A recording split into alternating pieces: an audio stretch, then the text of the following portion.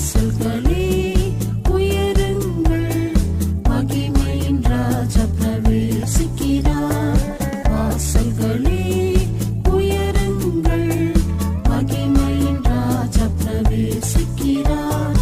சேனைகளின் கர்த்தராம் இவர், பராக்கிரமசாலி இவரே.